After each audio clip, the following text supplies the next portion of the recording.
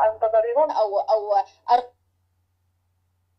عن عدد الشهداء وعدد ضحايا القصف في المدن الليبية منذ بدء القصف إلى اليوم، وخصوصا الآن مؤخرا في داخل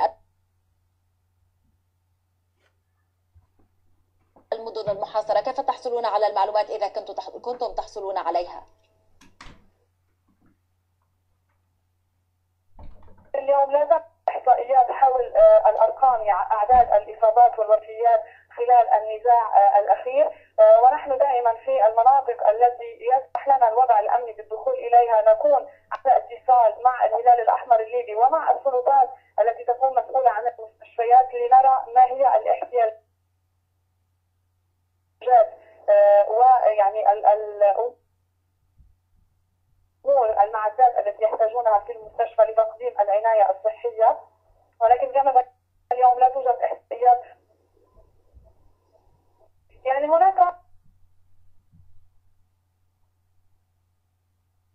احصائيات قدمت من جهات اخرى، ولكن اللجنة الدولية للصليب الأحمر لا يمكنها ان تؤكد اي من هذه الارقام، لان نحن ليست لدينا الصورة الواضحة. عندما تتحدث اللجنة الدولية للصليب الأحمر عن إحصائية أو عن وضع معين، وحتى اليوم نحن ليست لدينا صورة واضحة أو إحصائيات كاملة عن أعداد الأشخاص الذين أصيبوا أو قتلوا خلال النزاع الحاصل في ليبيا منذ شهر فبراير.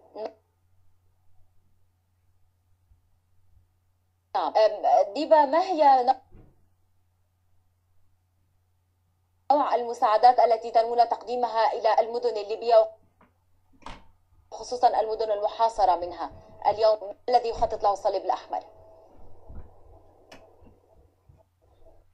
نعم، يعني المساعدات كما موجودة وجاهزة للإرسال إلى سرت إذا ما تمكنا من الحصول على الاتصال اللازم مع السلطات داخل سرت لندخل المدينة. وكنا قد قدمنا أيضا يعني المعدات الطبية والمواد الجراحية إلى مستشفى كربونة، وهو أقرب مستشفى إلى وسط بني وليد الذي لا زال يعمل حتى اليوم، لأن المستشفى داخل بني وليد لا يعمل أبدا بسبب القتال وعدم قدرة الموظفين للوصول إليه.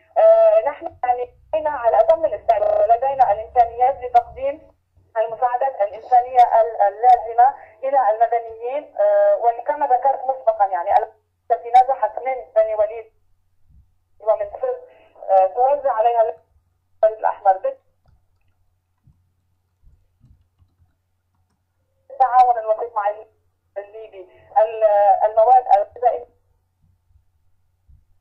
وغير الغذائية اليوم لمساعدتها على الوضع بعد نزوحها من المناطق.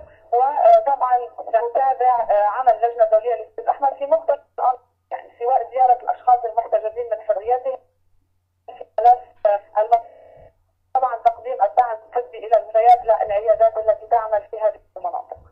نعم، يعني هل لديكم كشف بأسماء بعض المفقودين؟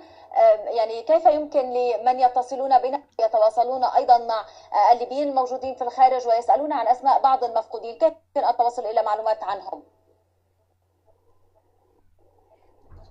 في مكاتبنا، مكاتب اللجنة الدولية للصليب الأحمر، نحن نستقبل العائلات التي يعني لديها شخص مفقود في العائلة ونأخذ منهم البيانات والمعلومات اللازمة. لدينا اليوم أكثر من 2500 طلب عن أشخاص مفقودين،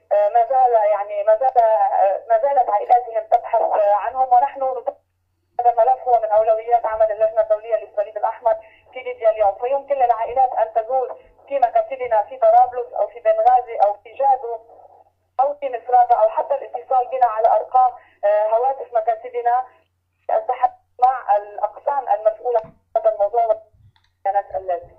نعم، يعني هناك بعض العائلات التي تتحدث أو العديد من العائلات التي تتحدث إلينا من تونس، من مصر، من الجزائر وغيرها من الدول، وهي هؤلاء لديهم مفقودين في داخل ليبيا، هم ليسوا موجودين في ليبيا ولكن لديهم مفقودين.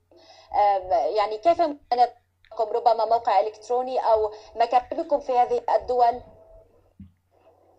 نعم، يمكنهم اللجوء إلى مكاتب اللجنة الدولية للصليب الأحمر في هذه الدول. يعني اللجنة الدولية للصليب الأحمر كانت متواجدة سواء على الحدود المصرية الليبية أو على التونسية الليبية لتقديم المساعدات إلى الأشخاص الذين نزحوا خارج ليبيا جراء النزاع، فيمكنهم التواصل مع اللجنة الدولية للصليب الأحمر الموجودة في تونس العاصمة أو في القاهرة في العاصمة المصرية. يعني بدأنا في هاتين البعثتين بالبيانات التي يأخذونها ونحن نتابع معهم مباشرة. نعم. يعني في الختام هل تريدين أن تضيفي أي شيء؟ الهواء لك.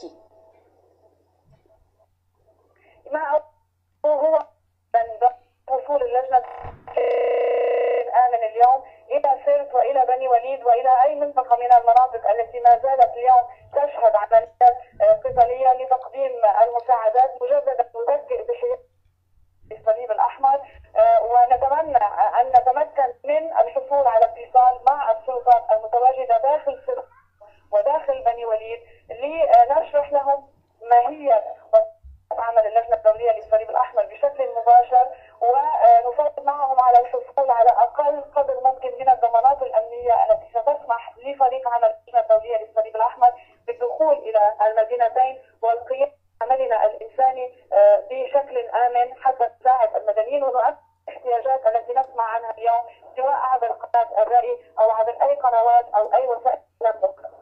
شكرا جزيلا لك ديبا فخر المتحدثة باسم الصليب الأحمر من ليبيا، كنت معنا عبر الهاتف. شكرا جزيلا لك.